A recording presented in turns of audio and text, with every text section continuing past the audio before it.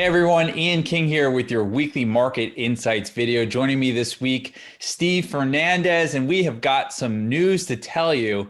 I was looking at the crypto markets in the last day, and I saw a token that was down 99.9%. Basically, it's at zero. And what's really interesting is that Mark Cuban, billionaire Mark Cuban, owner of the Dallas Mavericks, tech guru, Shark Tank aficionado, was in this one. Steve, give us a little more color on what exactly happened with the iron titanium token in the last 24 hours. Sure. So yeah, you said it yourself, billionaire Mark Cuban. He's been a proponent of DeFi for a while. So he was actually involved on the Iron Finance protocol, which is a DeFi protocol, and he was actually providing liquidity with the Titan token against the DAI. What ended up happening was the associated stablecoin, the stablecoin Iron, lost its dollar peg, and the protocol was designed poorly. It basically was designed so that when there was a loss of peg or it deviated from the dollar, more Titan tokens would be created at a rapid pace. And he was the only person providing liquidity. So he's here holding this bag. And as more as the stablecoin lost its peg, as more Titan was created, it created a snowball effect where the peg was lower, more deviation, and more Titan was created, and everybody's selling. And yeah, he lost a lot of money, I'm assuming.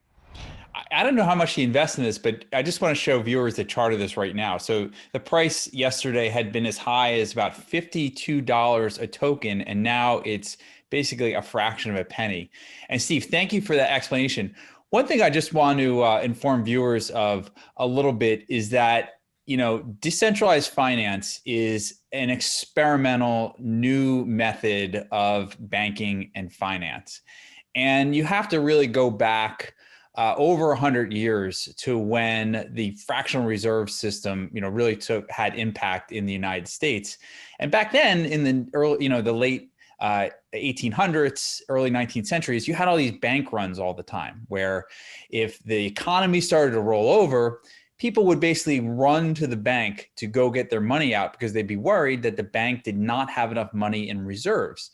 And what I find interesting about this is that it is basically a cryptocurrency that's trying to recreate one of these fractional reserve banks. But we know in the US, what happens when there's a bank run in the US? Steve, what happens when there's a bank run in the US? Who backs them up in the US right now? Federal Reserve. Right. But in crypto, there's no Federal Reserve. So you have this scenario where you've got a bank run, everyone trying to get their money out at once, and basically the cryptocurrency, loses 99.9% of its value out there. So, I still think that even though you have scenarios like this, a very, experimental form in decentralized finance that turned into a huge bank run, it's kind of like an experiment that blew up in your face. There still are some worthy DeFi products and protocols out there. Steve, tell us about, the growth in the DeFi space over the last year. How fast is decentralized finance growing right now? Yeah, I mean, this protocol was destined to fail, like you said. Just the way it was set up was it didn't account for that worst case scenario. But DeFi in general is growing dramatically. I mean, if you can look at like a chart of total value locked in the DeFi space, even when crypto has had its quote unquote drawdowns, this value keeps going up just because people are finding ways to find different ways to make more money in terms of income generation.